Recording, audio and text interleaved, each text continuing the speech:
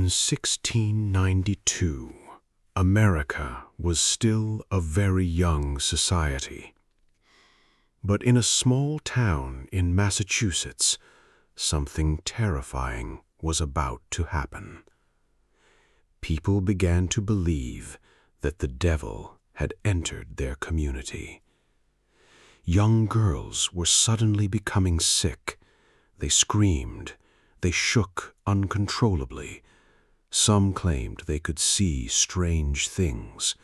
Others said they felt as if an invisible force was attacking them. Doctors couldn't explain what was happening. And then a terrifying explanation emerged. They believed the young girls had been bewitched.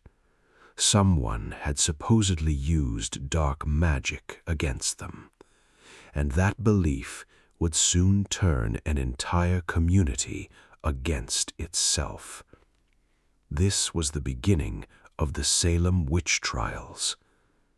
At the time, Salem was a deeply religious and highly conservative community. Religion was at the center of everyday life. People believed that God was real, but they also believed that the devil was real. And many believed that the devil could work through ordinary people. So, when the young girls became sick, fear spread quickly. At first, 3 women were accused. Their names were Tituba, Sarah Good, and Sarah Osborne. They were accused of practicing witchcraft and working with the devil. But where was the evidence? There were no magical objects, no scientific evidence, no physical proof. Yet the accusations continued. Then something happened that changed everything. Tituba confessed. She claimed that she had been involved with the devil. But she didn't stop there. She also accused other people of working with him. Why would she do this? One possibility is that Tituba understood something terrifying. If she denied everything, she could face severe punishment. But if she confessed and gave the authorities the names they wanted, perhaps she could survive. Whatever her reason was, her confession had a devastating effect. The accusations didn't stop. They multiplied. One person accused another. Then another person was accused, and soon the entire community was trapped in fear. As the accusations spread, people began turning against their own neighbors. Friends became suspicious of friends. Families began questioning one another. Old arguments over land, money, property, and social status suddenly became dangerous. A simple accusation could destroy someone's reputation. And once someone was accused, proving their innocence could be extremely difficult. The courts began accepting something known as spectral evidence. This meant that an accuser could claim that the accused person's spirit or invisible presence had attacked them. Today, this sounds unbelievable, but in Salem, such claims were taken seriously, and that made the situation even more dangerous. A person could be accused without physical evidence. Someone could simply claim, "I saw their spirit," and that claim could help send another person to prison. As the months passed, the number of accusations continued to grow. The fear spread beyond Salem. More people were arrested, more names were mentioned, and more families were torn apart. Then came the executions. People were sentenced to death, men and women, neighbors and community members. People who had once lived ordinary lives were suddenly labeled as servants of the devil. But the most disturbing case involved an elderly farmer named Giles Corey. Corey refused to enter a plea in court. He understood that participating in the trial could put his property and family at risk. Because he refused to cooperate, authorities subjected him to a brutal form of torture. Heavy stones were placed on his chest. The weight was gradually increased. He was crushed under the pressure, and eventually he died. But even as he was being tortured, he refused to change his position. His death became one of the darkest moments of the Salem Witch Trials, and still the trials continued. But eventually, people began asking an uncomfortable question. What if they were wrong?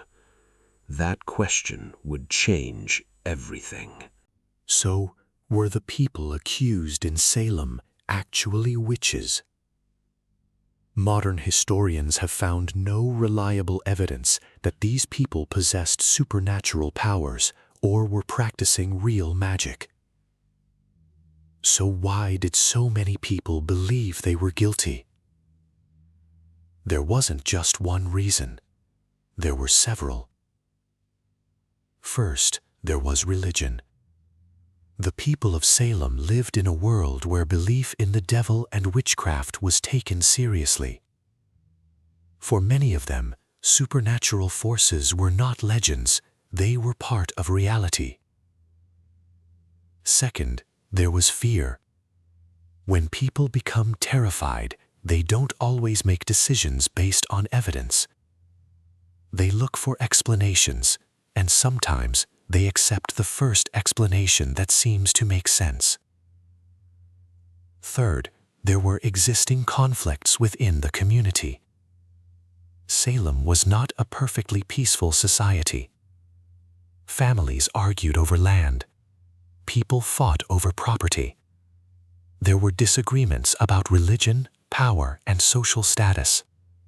When accusations of witchcraft appeared, those old conflicts could suddenly become dangerous weapons. A person could accuse an enemy.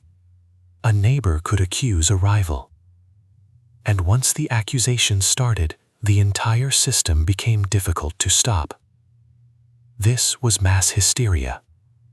One accusation created another. One rumor created another.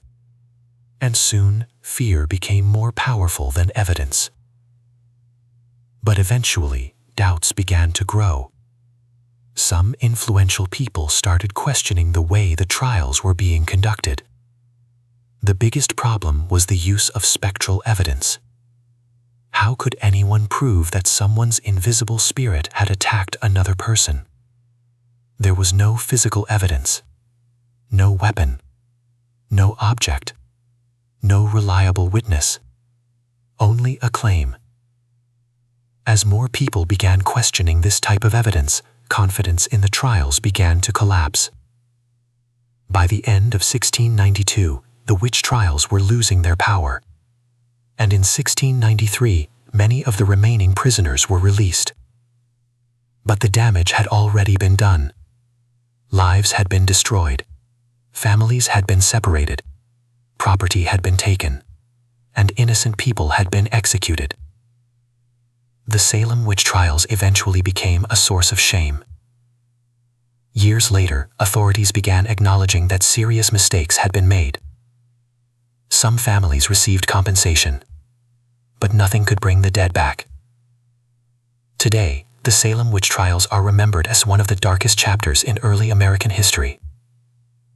But the story is about more than witchcraft. It is about fear. It is about rumors. It is about power. And most importantly, it is about what can happen when a society stops demanding evidence. In 1692, the people of Salem believed they were fighting the devil. But in the end, the greatest danger may not have been supernatural at all. It was human fear. Fear turned neighbors against neighbors. Fear turned rumors into accusations. And accusations turned into executions. The people of Salem were searching for witches. But what they ultimately discovered was something far more disturbing. How dangerous human suspicion can become. Nearly 4 centuries later, the Salem Witch Trials still leave us with one haunting question. If we had lived in Salem in 1692, would we have been able to recognize the truth? Or would we have believed the fear? This is the story of the Salem Witch Trials, one of the darkest moments in American history, and perhaps one of its most important lessons.